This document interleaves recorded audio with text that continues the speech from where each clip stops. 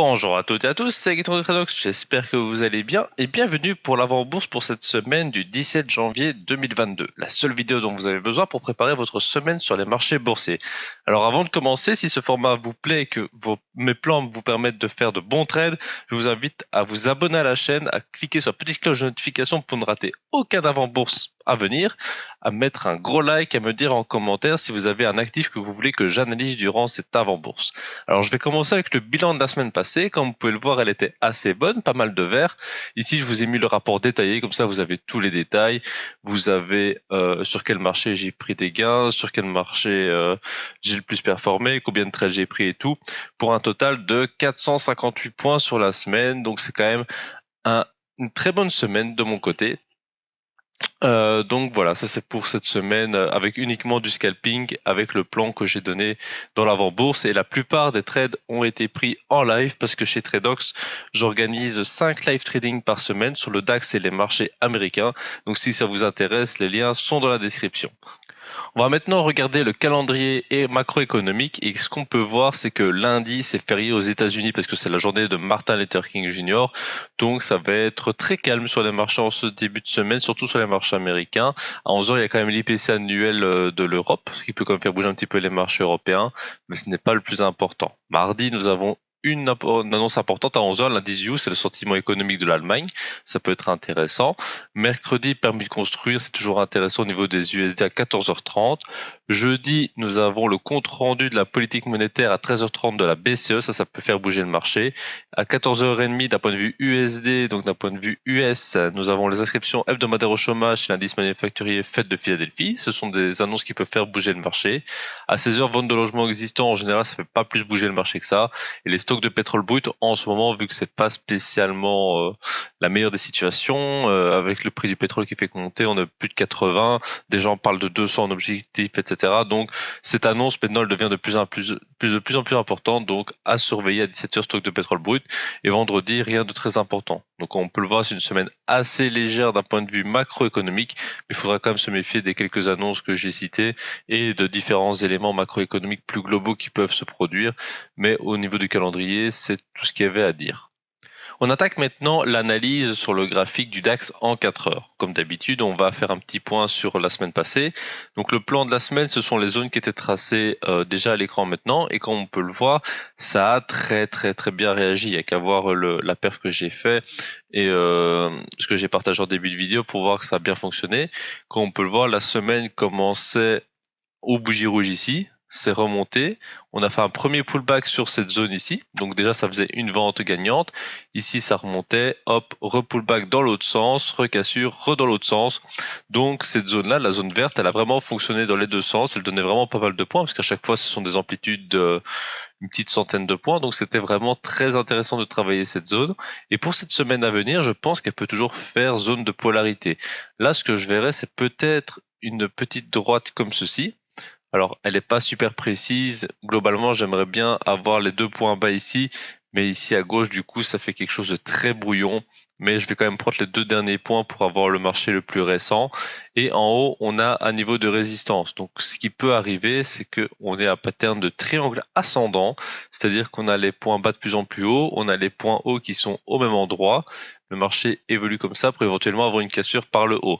Il faut surtout pas anticiper. Là, on ne sait toujours pas si ça va casser par le haut. Les probas disent qu'en général, ça le fait, mais on n'a toujours pas d'indication tant qu'à ça. Donc, à voir un petit peu durant cette semaine si le marché parvient à sortir de là. Il se peut aussi que pendant toute la semaine, si le marché n'est pas puissant, qu'il oscille entre la zone rouge, la zone verte, ou bien alors l'espèce d'oblique ici qui a 2 points d'appui.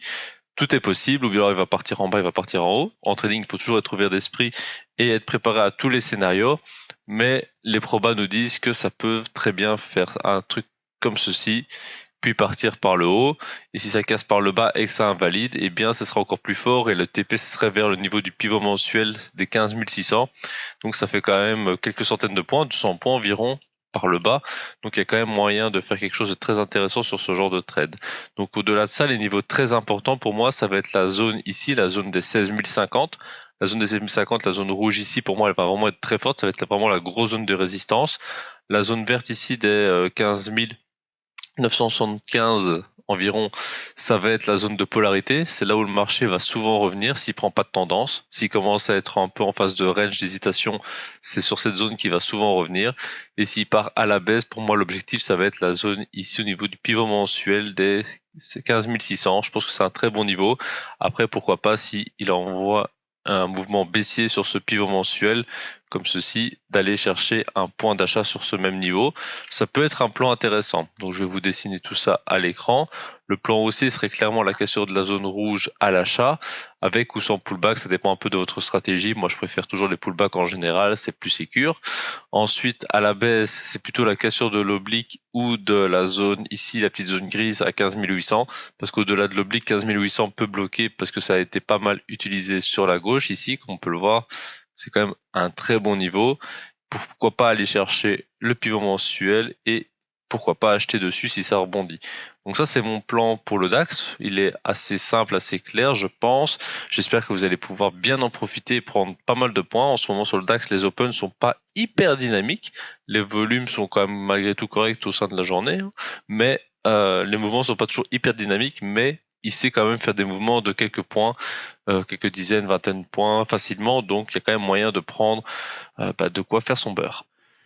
On attaque maintenant les marchés américains avec le Dow Jones. Pour rappel, les marchés américains seront fermés ce lundi, donc attention à ne pas trader dessus. Ça va pas être idéal pour trader, ça va être un peu mou hein, si vous travaillez sur les CFD, sur les futurs. Normalement, c'est carrément fermé à 19h, il me semble, si j'ai bien vu.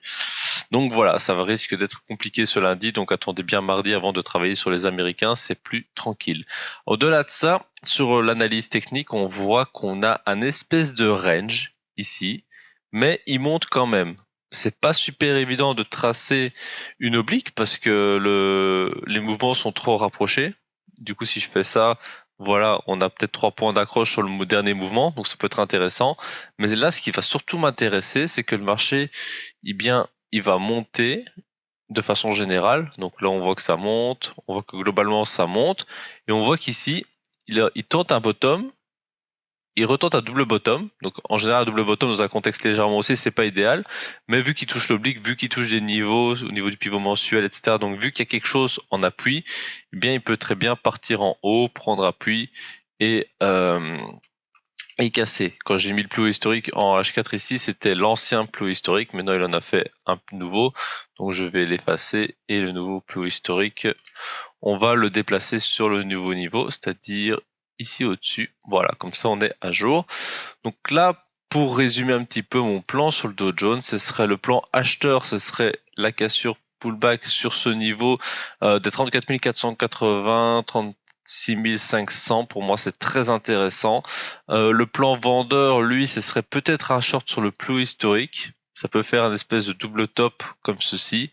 Et là, ça pourrait être très intéressant parce que, pour rappel, entre ici et au-dessus, il y a quand même une amplitude de 1300 points, ce qui n'est pas négligeable, hein, même si on prend que 100 ou 200 points sur le trade. Après tout, c'est déjà largement suffisant pour faire sa semaine. Donc, très important d'avoir ce genre de plan en tête. Et au-delà de ça, j'ai un autre plan baissier aussi, c'est si on casse l'oblique plus la zone ici, la zone verte de préférence, parce que il peut très bien rebondir n'importe où entre les deux zones au final. Ici la zone grise c'est un petit peu une zone improvisée parce qu'il a fait le double bottom dessus, mais pour moi la vraie zone elle est en dessous au niveau des 35 460, étant donné qu'il y a eu pas mal d'appui dessus, ici, là et sur la gauche encore, hein, on peut bien voir. Donc c'est pour ça que pour moi il faudra attendre la cassure de cette zone verte avant d'avoir un vrai mouvement baissier. Un vrai mouvement baissier, ça ne veut pas dire qu'il va aux enfers, ça veut dire qu'il va au moins chercher 35 000, ce qui est quand même 500 points plus bas, c'est pas négligeable une fois de plus, même si on en prend que 10 ou 20% du mouvement, c'est quand même déjà très bien selon que vous faites du scalping ou du day trading. C'est quand même très intéressant de travailler ce genre de niveau. Donc voilà pour mon plan sur le Dow Jones, j'espère que vous allez bien en profiter. Je pense vraiment qu'il y a de belles opportunités à prendre cette semaine sur le Dow Jones, donc soyez attentifs à cet actif. On va terminer avec notre ami le Nasdaq qui lui, eh bien, il n'a pas beaucoup changé depuis la semaine passée. La semaine passée, j'avais annoncé le range ici en H4. Eh bien, on est toujours dedans. Il tente des petites cassures ici, notamment lundi. Il a directement réintégré, il est toujours dedans. Donc voilà, trading de range, il n'y a pas trop de débat dessus. C'est-à-dire que tant qu'il tient la zone verte, eh bien c'est les niveaux d'achat. Tant qu'il tient en haut, c'est des niveaux de vente. Entre les deux, on trade pas. J'aime pas du tout trader entre les deux bandes d'un range, sauf sur le mid-range. Allez, le mid-range, c'est la zone verte ici. Elle est un peu en dessous de 50% du range, mais pour moi, elle est très pertinente, cette zone. Donc le plan, c'est ici, c'est de l'achat. Ici en haut, c'est de la vente. Et selon comment est-ce qu'il arrive sur le mid-range, c'est achat ou vente. C'est-à-dire que s'il vient d'en haut, c'est zone de vente, un peu comme il a fait ici. Hein. Là, ça a été vendu. Et si il arrive de l'autre côté, c'est-à-dire qu'il passe en haut, c'est zone d'achat. Donc ça s'appelle, moi j'appelle ça une demi-rotation. En gros, il va chercher une borne, il revient sur le mid-range et puis il casse le range. Donc il faut pas anticiper la cassure, mais pour moi c'est une stratégie qui est quand même très très très viable. Au-delà de ça, on n'anticipe pas la cassure du range, jamais, jamais, jamais, parce que ça peut vite être catastrophique. On voit le mouvement ici, on se disait ça va casser. Donc si on commençait à shorter à la moitié de la mèche ou quoi, et qu'on commençait à rester dedans, ben, la bougie d'après on était déjà en gros drawdown, il réintégrait le range et c'était fini, c'était moins 600 points. Donc évidemment, on va pas prendre 600 points de perte avec un stop loss, mais c'est pour dire que c'est dangereux tant qu'on n'a pas de confirmation. Pour moi, une bougie rouge, c'est pas suffisant en confirmation. Il en faut au moins 2 ou 3 histoire de bien confirmer la cassure du range et de préférence le pullback, c'est-à-dire la bougie rouge là, ensuite ça remonte et puis ça revient. L'idéal, ce serait un pattern comme ceci. Il casse, il revient, il redescend. Maintenant, attention, parce qu'on a des nouveaux niveaux ici. La mèche ici, la mèche ici. Eh bien, c'est des nouveaux niveaux à franchir. Donc, c'est pour ça que la cassure par le bas risque d'être compliquée. Donc, soyez attentifs à ça. Pour moi, tant qu'on achète et vend les bandes du range, c'est pas déconnant. Au-delà de ça, le Dow Jones a l'air de proposer des meilleures opportunités pour cette semaine. Maintenant, voilà, c'est pas la même dynamique que le Nasdaq et le Dow Jones. Encore une fois, c'est férié demain, donc la semaine est un peu raccourcie d'un point de vue américain. À voir un petit peu ce qu'il va nous proposer, mais a priori, il y aura de très bonnes opportunités aussi cette semaine. Donc voilà pour l'avant-bourse de cette semaine du 17 janvier 2022. J'espère que ça vous a plu et que vous allez passer de très bons trades cette semaine. Moi, en tout cas, je vous souhaite toute la réussite. Je pense qu'avec ce plan, vous ne pouvez pas échouer. Si vous voulez en savoir plus sur le scalping, n'hésitez pas à cliquer dans le lien dans la description. Et moi, je vous retrouve dès la semaine prochaine pour une prochaine vidéo. Et d'ici là, je vous souhaite à tous d'excellents trades. À bientôt.